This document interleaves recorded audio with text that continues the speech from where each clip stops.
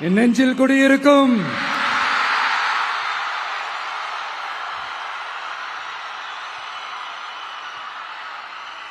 தமிழக மக்கள் உங்கள் அனைவருக்கும் என்னுடைய வணக்கமும் என்னுடைய நன்றிகளும். குறிப்பா திருச்சி கிழக்கு தொகுதி மக்கள் உங்கள் அனைவருக்கும் என்னுடைய ஸ்பெஷல் வணக்கமும் ஸ்பெஷல் நன்றிகளும். இதை நான் ஏன் இப்படி சொல்றேன்னா, என்னை இப்போ பெரம்பூர் தொகுதி எம்எல்ஏன்னு தான் சொல்லுவாங்க. பட் ஆனா அது எலெக்ஷன் கமிஷனோட அந்த சட்ட விதிகளுக்கு மட்டும்தான் அப்படி. ஆனா என்னை பொறுத்த வரைக்கும், தமிழ்நாட்டை பொறுத்த வரைக்கும், தமிழ்நாட்டுக்கு எப்படி திருச்சி ஒரு இதயம் மாறியோ, அந்த மாதிரி என்னோட இதயத்துக்கு திருச்சி கிழக்கு தொகுதி மக்களும் ரொம்ப ரொம்ப ரொம்ப க்ளோஸ் தான். அதுல எந்த மாற்றமும் கிடையாது. சரிங்களா?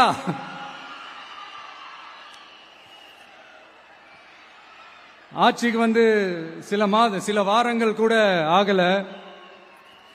6 மாசம் அமைதியா இருப்போம்னு சொன்னவங்களாம் 6 நாள் கூட அமைதியா இருக்க முடியல. ஆட்சிக்கு அரை மணி நேரத்திலே ஆரம்பிச்சிட்டாங்க. பாவம், ஒரு கல்யாண வீட்டுல எல்லாம் போய் புலம்பிட்டு இருக்காங்க. நான் சொன்னதெல்லாம் நடக்குதா? 1 by 1 எல்லா புலம்பல்ஸும். அது மாதிரி இத்தனை வருஷமா மாத்தி மாத்தி உங்களை ஏமாத்திக்கிட்டு இருந்த இந்த 2 பேரையும் வேண்டாம்னு சொல்லி ஒதுக்கிட்டு உங்களுக்காக உண்மையா உழைக்க வந்த உங்க விஜய, உங்க அண்ணன, உங்க தம்பிய முதல் அமைச்சரா இல்ல முதல் சேவகனா ஆக்கியிருக்கிறீங்க. தலை வணங்கி ஒட்டுமொத்த தமிழக மக்களுக்கும் இந்த நேரத்தில் என்னுடைய நன்றியை தெரிவிச்சுக்கிறேன். இந்த நேரத்தில் எங்களுக்கு ஆதரவு தெரிவிச்ச அத்தனை இயக்கங்களுக்கும், அத்தனை இயக்கத்தின் தலைவர்களுக்கும் மீண்டும் என்னுடைய நன்றியை தெரிவிச்சுக்கிறேன்.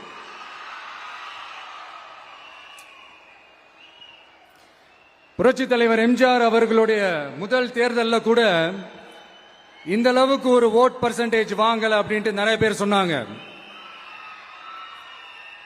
ஆனா நீங்க டிவி கேட்க அவ்வளவு நீங்க ஆதரிச்சிருக்கிறீங்க. நான் எம்ஜிஆர் அவர்களோட எல்லாம் நான் கம்பேர் பண்ணல. எம்ஜிஆர் தான். ஆனா நாம பெரியார், அண்ணா, எம்ஜிஆர் அவர்கள் வழியில ஒரு அன்பா உழைக்க வந்த உங்க விஜய், அவ்வளவுதான். 1977 நீங்க போடாத ஓட்ட 2026 நீங்க போட்டிருக்கிறீங்க. என்ன ஒண்ணு, இன்னும் கொஞ்சம் அதிகமா ஆதரிச்சிருந்தீங்கன்னா கொஞ்சம் நல்லா இருந்திருக்கும். பட் பரவாயில்ல, ஃபியூச்சர்ல வரப்போற எல்லா தேர்தலையும் உங்களுடைய முழு சப்போர்ட் என்னால வாங்க முடியும்ன்ற அந்த ஒரு நம்பிக்கை இப்போ என் மனசுல ரொம்ப ஆழமா பதிஞ்சிருக்கு. ஏன்னா நீங்க அமைச்சு கொடுத்திருக்கிற இந்த ஆட்சியில எல்லா நன்மைகளையும் நீங்க கண்கூடா பார்க்க தான் போறீங்க அப்படின்ற அந்த கான்பிடன்ஸும் இப்ப என் மனசுல ரொம்ப ஆழமா பதிஞ்சிருக்கு. யார் எந்த நிலைமைக்கு எந்த பொசிஷன்ல போனாலும் இந்த கிண்டலும் கேலியுமா பேசுறது இருக்கத்தானே செய்யும். நம்மளை பத்தி, நம்ம அரசியலை பத்தி, நம்ம பேச்சை பத்தி இந்த கிண்டலும் கேலியுமா பேசிட்டு தானே இருப்பாங்க. அவங்க எல்லாருக்குமே என் சைட்ல இருந்து ஒரே ஒரு ரிக்வெஸ்ட், தயவு செஞ்சு நிப்பாட்டிடாதீங்க. தயவு செஞ்சு கண்டினியூ பண்ணுங்க. நீங்க தான் என்னோட எனர்ஜி ஃபோர்ஸ். நீங்க பேசிக்கிட்டே இருங்க. நான் மக்களுக்கு தேவையான நல்லதை செஞ்சுக்கிட்டே இருப்பேன். அடுத்து இப்ப நம்ம புதுசா அந்த சூட்லாம் போட்டு வரோம்ல, அதை பத்தி கூட நிறைய பேரு, ஏன் நாமெல்லாம் கோட் சூட்லாம் போடக்கூடாதா? அதிகாரம் செய்யறவங்களும் ஆதிக்க சக்திகளும் மட்டும்தான் கோட் சூட்லாம் போடணுமா என்ன? அப்பெல்லாம் எதுவுமே கிடையாது. நான் என்ன கலர் கலராவா போட்டு வரேன்? 2 கலர். நம்ம எல்லாரும் மனசு மாதிரியே பிளாக் அண்ட் ஒயிட். எல்லாத்திலும் பிளாக் அண்ட் ஒயிட்டா இந்த விஜய் இருப்பான் அப்படின்னு காட்டுறதுக்கு தான் அந்த கலர். அடுத்து அந்த பிளாக் கூட யாரை குறிக்கும் எதை குறிக்கும்ன்றது நான் சொல்லிதான் தெரியணும்னு அவசியம் இல்லை, அது உங்களுக்கே நல்லா தெரியும். எல்லாத்துக்கும் இப்படி வழக்கம் சொல்லிக்கிட்டு நசன் பேசுற டைப்பும் நம்ம கிடையாது. உங்களுக்கே தெரியும், அதிகபட்சமா எல்லா மீட்டிங்லும் 20 நிமிஷம்குள்ளதான் நான் பேசியிருக்கிறேன். அதனால இப்ப மக்கள் என்கிட்ட என்ன சொல்றாங்க அப்படின்னா, இந்தப்பா விஜய், நீ எங்களுக்காக உழைக்கிறதுக்காக வந்திருக்கிற, அந்த வேலையை மட்டும் பாரு, உன்னை பத்தி பேசுறவங்கள நாங்க பாத்துக்கிறோம் அப்படின்னு சொல்லிட்டாங்க. சரி, ஆனது ஆச்சு. இப்ப என்ன, உனக்கு எதிரிகளே இல்லையா அப்படின்லாம் கேட்டா, அப்படிலாம் நான் சொல்ல மாட்டேன், அப்படிலாம் நான் நினைக்கவும் மாட்டேன், அப்படி நினைக்கவும் கூடாது. இப்பவும் சொல்றேன், அரசியல் ரீதியா சொல்றேன், 2 பேருக்கு நடுவுல தான் போட்டியே. ஒன்னு இன்னொன்னு, எஸ், ஒன்னு டிவிக்கு, இன்னொன்னு டிஎம்கே. இதுக்கு நடுவுல வேற யாருக்கும் எந்த வேலையும் கிடையாது. ஏதாவது இருக்குன்னு சொல்றீங்க? எலெக்ஷனுக்கு முன்னாடியும் அவங்களுக்கு ஒரு வேலையும் இல்ல, இப்ப எலெக்ஷனுக்கு அப்புறம் சுத்தம். ஆனா இந்த திமுகவும் மற்றும் பலரும் ஒன்னா சேர்ந்துகிட்டு இந்த விஜயோட ஆட்சி வந்துடக்கூடாதுன்னு சொல்லி ஒரு கூத்து ஒண்ணு பண்ணாங்களே, அந்த கடைசி 5 நாள், அடாடாடாடாடா, நமக்கெல்லாம் ஓஹோ இப்படியெல்லாம் கூட நடக்குமோ என்ன கூத்துங்கிறீங்க. ஆனா ஃபியூச்சர் என்னவா இருக்கும்ன்றத மட்டும் இப்ப நான் சொல்றேன். உங்களுக்காக உண்மையா உழைக்க வந்த இந்த விஜயா, இல்ல இந்த விஜயோட ஆட்சி அமைஞ்சிட கூடாதுன்னு தடுக்க நினைச்ச ஸ்டாலின் சாரா, அவ்வளவுதான். இதுக்கு நடுவுல வேற யாரும் எந்த அல்லு சில்லும் உள்ள வந்து நம்மளை தடுக்கிறதோ எதிர்க்கிறதோ ஏதாவது பண்ணாங்கன்னா நிர்வாகம் அதுக்கு பொறுப்பில்லை ராஜா, நிர்வாகம் அதுக்கு பொறுப்பில்லை. ரிசல்ட் என்னவா வரும்ன்றது அது உங்களுக்கே நல்லா தெரியும். நம்மளை ஏளனமா பேசுறதா நினைச்சு அவங்களுக்கு ஆப்பு வச்சுக்கிறாங்க. திமுக நம்மளை தடுக்க, திமுக நம்மளை எதிர்க்க, திமுக நம்மளை அவமானப்படுத்த அத்தனையும் நமக்கு நன்மையே.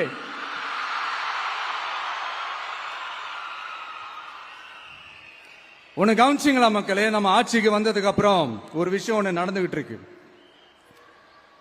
இது இந்த ஜென்சி தலைமுறையை அட்ராக்ட் பண்றதுக்காக இங்கிலீஷ் தமிழ் கலந்த அறிக்கை, அது சொல்ல வந்த நினைச்சீங்களா?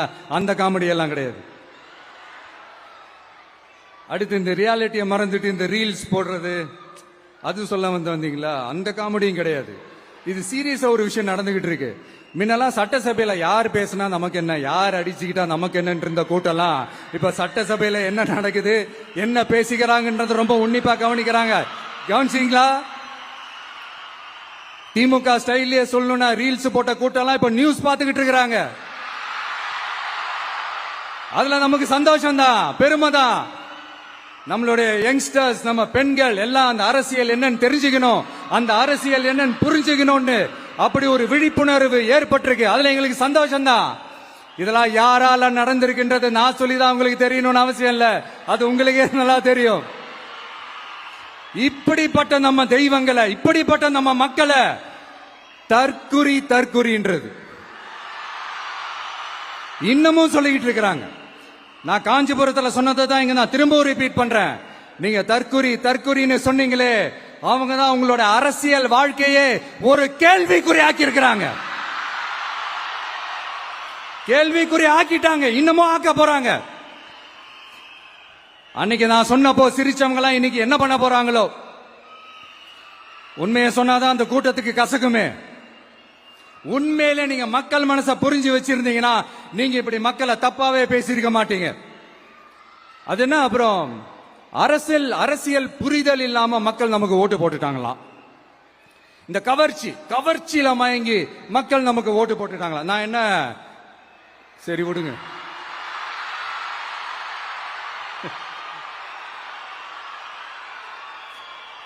மக்கள் அவங்களுக்கு ஓட்டு போட்டா அந்த மக்கள் நல்லவங்களாம், அதே மக்கள் நமக்கு ஓட்டு போட்டா அந்த மக்கள் கெட்டவங்களா, தற்குறியா. இதே மக்கள் தான் இத்தனை வருஷமா அவங்களுக்கு ஓட்டு போட்டுட்டு இருந்தாங்க. உங்களுக்கு மட்டும் என்ன, வேற ஏதாவது பிளானட்ல இருந்து குதிச்சு ஓட்டு போட்டு போனாங்களா? தற்கொரியாமா, தற்கொரி நல்லா வருது, வேணான்னு பாக்குறேன். எங்க அண்ணன் விஜயகாந்த் அண்ணன் சொல்ற மாதிரி, அண்ணா அவர்கள் ஆரம்பிச்ச கட்சியை ஒரு அடிமை கூடாரமா ஆக்குனது யாருங்க சார்? இப்படி எல்லாம் ஆக்கிட்டு உண்மையை சொல்லு உடன்பிறப்பேவா. உங்களோட அந்த உண்மையான உடன்பிறப்புக்கெல்லாம் என்ன சொல்றாங்க தெரியுமா சார்? திமுக இப்படி ஆனதுக்கு காரணம், அந்த காரணத்தை வெளியில எல்லாம் போய் தேடாதீங்க, உங்க குடும்பத்துக்குள்ளேயே கேளுங்கிறாங்க. உங்களுக்காக மாடா உழைச்சி தேஞ்சு போய் கிடக்கிறோம். திமுக இப்படி ஆனதுக்கு காரணம் உழைக்காம சொகுசா இருக்கிற உங்க குடும்பத்துக்குள்ளேயே போய் கேளுங்கிறாங்க. ஒவ்வொரு திமுக தொண்டனும் அதை சொல்றாங்க. அதை புரிஞ்சுக்காம நம்மளையும் நம்ம மக்களையும் தப்பா பேசிக்கிட்டு, நீங்க மக்களை தப்பா பேசுனீங்கன்னா இந்த விஜய் வந்து கேள்வி கேட்பான், சும்மா இருக்க மாட்டான்.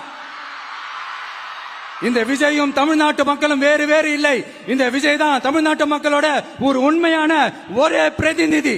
இது இன்னைக்கும் சரி, நாளைக்கும் சரி, நாளன்னைக்கும் சரி, இதுதான் நிஜம். மறுபடியும் சொல்றேன், நமக்கும் மக்களுக்கும் இடையே இருக்கிற இந்த பூர்வ ஜென்ம பந்தத்தை, அந்த உறவை ஏதோ இந்த சதிகள் சூழ்ச்சிகள் பண்ணி யாராலையும் எதுவும் கெடுக்கவே முடியாது. கெடுக்க ட்ரை பண்ணீங்க, நம்ம ஆட்சிக்கெல்லாம் வரதுக்கு முன்னாடி என்ன சதிகள், என்ன சூழ்ச்சிகள், என்னென்னலாம் பண்ணி எப்படி எப்படியெல்லாம் தடுத்துடலான்னு. ஆனா இப்ப ஆட்சிக்கு வந்த இந்த சாமானிய மக்கள் ஆட்சிய நீங்க இந்த எதிர்கட்சியா இருக்கும் போது ஒண்ணு யூஸ் பண்ணுவீங்கல்ல, இந்த அறத பழைய டெக்னிக், அதெல்லாம் யூஸ் பண்ணி நம்மளையும் மக்களையும் பிரிச்சலாம்னு நினைச்சீங்கன்னா அது ஒரு காலம் நடக்காது. மக்கள்லாம் ரொம்ப தெளிவாயிட்டாங்க சார், ரொம்ப தெளிவாயிட்டாங்க. அதனால ஒரு ஆக்கப்பூர்வமான ஒரு எதிர்கட்சியா செயல்பட்டு மக்கள் மனசை வெல்ல பாருங்க. இந்த கடைசி லாஸ்ட் 1 மந்தா நடந்த ஒரு சில விஷயங்கள் உங்ககிட்ட நான் ஷேர் பண்ணணும்னு ஆசைப்படுறேன். இந்த 200 யூனிட் மின்சாரம், கட்டணமில்லா மின்சாரம் அறிவிச்சோம். அதுல ஆல்ரெடி இருந்த 100 யூனிட் திமுக கொடுத்தது கிடையாது. மேடம் ஜெயலலிதா மேடம் இருந்தப்போ செஞ்சுட்டு போனது. ஸ்டாலின் சார் பதவி போன அந்த கடுப்புல அறிக்கையா விட்டு தள்ளிக்கிட்டு இருக்கிறாரு. என்ன பண்ணீங்க உங்களோட ஆட்சியில? மக்கள் பணத்தை, டாஸ்மாக்ல இருந்து அடிச்ச அந்த பணத்தை, ஊழல் செஞ்ச அந்த ஃபைல க்ளோஸ் பண்றதுக்கு அலையா அலைஞ்சிங்க. ஆனா இந்த விஜய் மக்களுக்கு தொந்தரவா இருக்கிற அதே டாஸ்மாக க்ளோஸ் பண்ணா. விவசாயிகளோட அந்த கடனை தள்ளுபடி மேக்சிமம் இந்த 1 மந்த்ல என்ன செய்ய முடியுமோ அத செஞ்சான். நீங்க தான் அந்த நிதி சம்பந்தமா இருக்கிற எல்லா கேட்டையும் லாக் பண்ணி வச்சுட்டு போயிருக்கிறீங்க. அதை சரி செய்ய வேணாமா? அதை ஒழுங்குபடுத்த வேணாமா? அதனால மறுபடியும் சொல்றேன், இந்த விஜய் பொய் சொல்லி ஏமாத்துறதுக்காக அரசியலுக்கு வரல. உங்க கூடவே நிக்கிறதுக்காக மட்டும்தான் அரசியலுக்கு வந்திருக்கிறேன். அதுல எந்த மாற்று கருத்துமே கிடையாது. கவலையப்படாதீங்க விவசாய பெருமக்களே. அடுத்து இந்த சட்டம் ஒழுங்கு, அது சரியில்லை இது சரியில்லைன்னு சொல்லி திமுகவும் மற்றும் பலரும் மாறி மாறி கூவுறீங்க. நான் ஒண்ணு கேட்கிறேன், இந்த மாடல் அரசுன்னு சொல்றீங்களே, அதுல என்ன செஞ்சு வச்சுட்டு போயிருக்கீங்க? ஒரு ஊரு விடாம, ஒரு தெரு விடாம போதை பொருள் கலாச்சாரம் அப்படியே ஸ்ப்ரெட் ஆகி கொட்டி கிடக்குது. அது அப்பவே இனிஷியல் ஸ்டேஜ் அதை நீங்க கண்ட்ரோல் பண்ணிருந்தீங்கன்னா இத்தனை பெண் குழந்தைகளை, இத்தனை பெண்களை இழக்க வேண்டிய ஒரு சூழ்நிலை ஏற்பட்டிருக்குமா? எல்லாத்தையும் பண்ணிட்டு பழிய தூக்கி ஏன் மேல போடுறாங்க. நீங்க என்ன பழி நம்ம மேல போட்டாலும் மக்கள் நிம்மதியா வாழக்கூடிய அந்த செயலை கண்டிப்பா இந்த விஜய் செஞ்சுதான் காட்டுவான். அதுக்காக தான் எஃபிஷியன்டான போலீஸ் ஆபீசர்ஸ் நான் அப்பாயிண்ட் பண்ணியிருக்கிறேன். எஃபிஷியன்டான அந்த போலீஸ் ஆபீசர்ஸ் டீம் நான் அப்பாயிண்ட் பண்ணியிருக்கிறேன். பெண்கள் பாதுகாப்பான அந்த சிங்க பெண் காவல் படை நெக்ஸ்ட் வீக் அதை இனாகரேட் பண்ண போறோம். தப்பு செஞ்சவங்களுக்கான தண்டனை, அதுக்கான சார்ஜ் ஷீட் எல்லாமே ரொம்ப ஃபாஸ்டா, ரொம்ப ஸ்பீடா செய்யறதுக்கான அந்த வேலையை செய்ய சொல்லி இருக்கிறோம். கோர்ட்ல கூட தப்பு செஞ்சவங்களுக்கான அந்த கடுமையான தண்டனை வாங்கி கொடுக்கிறதுக்கான அந்த வேலையையும் ரொம்ப சீக்கிரமா செய்ய சொல்லி இருக்கிறோம். அதனால நீங்க என்ன பழி நம்ம மேல போட்டாலும் உண்மையா உறுதியா மக்களுக்கு தேவையான எல்லா விஷயங்களையும் இந்த விஜய் செஞ்சுதான் காட்டுவான். இப்படி எல்லாம் நம்ம சொல்றதுனால இவங்க என்ன சொல்லுவாங்க தெரியுமா? அவங்க தான் ஆட்சியிலே இல்லையே, அப்புறம் ஏங்க அவங்கள குறை சொல்றீங்க அப்படின்னு கேட்பாங்க. வேர்ல வெந்நிய ஊத்திட்டு போனவங்கள வெளிச்சம் போட்டு காட்டாம பின்ன வேற என்ன சொல்லுவாங்க? இதெல்லாம் மக்கள் கிட்ட நம்ம தெளிவா எடுத்து சொல்லணும் இல்லையா? அதுக்காக தான் இதெல்லாம் சொல்லிட்டு இருக்கிறேன். நம்ம மக்களுக்காக இவ்வளவு வேலை பார்க்கிறோம், ஆனா இவங்க அதையெல்லாம் விட்டுட்டு குதிரை பேரம் பண்றாரு, அது பண்றாரு, இது பண்றாருன்னு சொல்லிட்டு தப்பு தப்பா கதையெல்லாம் அடிச்சு விட்டுக்கிட்டு இந்த தீய சக்தியும் தீந்து போன சக்தியும் அதாங்க திமுகவும் மற்றும் பலரும் ஒன்னா சேர்ந்துகிட்டு திருட்டுத்தனமா யாருக்கும் தெரியாம ஒரு ஓரமா மூலையில உட்கார்ந்துட்டு பேரம் பேசி கூட்டு சேர்ந்து ஆட்சி அமைச்சு கொள்ளையடிக்க திட்டம் போட்டாங்க. அது ஏன் தெரியுமா? உங்களோட இந்த டிவிக்கு ஆட்சி அமைஞ்சா அவங்க பொழப்பே போயிடும். அந்த கொள்ளையடிக்கிறது, லஞ்சம், ஊழல் எல்லாமே கத்தம் கத்தம். அதான் இந்த காரணம். அடுத்து ஸ்டாலின் சார், திமுக இப்போ தீய சக்தி மட்டும் இல்ல, மக்களை விட்டு ரொம்ப தூரமா போன தூர சக்தி, ஓர சக்தி, கோர சக்தி, பார சக்தி. நீங்க எப்போ இந்த தீந்து போன சக்தியோட நீங்க கூட்டு சேர்ந்துகிட்டு ஆட்சி அமைக்கணும்னு நினைச்சீங்களோ, அப்பவே இந்த திமுக தூர்ந்து போன சக்தியாகவும் ஆயிடுச்சு. நீங்களாம் நம்மளை பத்தி அவதூறு பேசலாமா சார்? இது நியாயமா?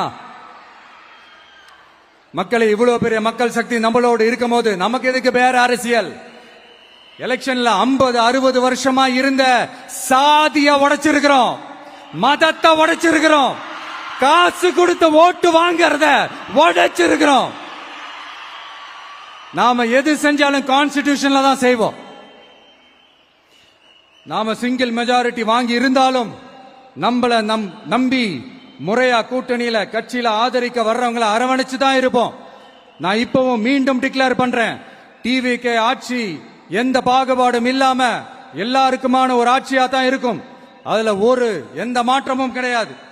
ஸ்டாலின் சார் மாதிரி ஊசலாட்டம் இருக்கவே இருக்காது. மதச்சார்பற்ற கொள்கையில சமரசமே இல்லை. மாநில உரிமைகள்ல விட்டு கொடுக்கவே மாட்டோம். நதி நீர் உரிமைகளை விட்டு கொடுக்கவே மாட்டோம். சமூக நீதி, சம நீதிய, சமத்துவ நீதிய ஒரு நாளும் விட்டு கொடுக்கவே மாட்டோம். அதனால திருச்சி கிழக்கு தொகுதி மக்களே, தமிழ்நாட்டில் இருக்கிற 234 தொகுதியும் நம்ம தொகுதி தான். அதுல எந்த கட்சி ஜெயிச்சிருந்தாலும் அது நம்ம தொகுதி தான். பெரம்பூரா இருக்கட்டும், திருச்சி கிழக்கா இருக்கட்டும், எனக்கு 2 கண்கள் மாதிரி. அதுலயும் திருச்சி கிழக்கு என் செல்லப்புள்ள மாதிரி.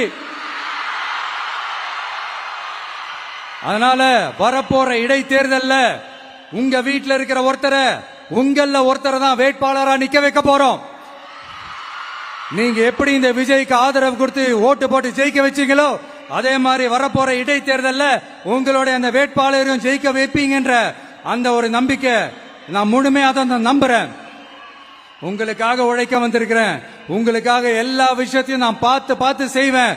ஊழல் இல்லாத, லஞ்சம் இல்லாத ஒரு ஆட்சியை நான் கொடுப்பேன். I understand.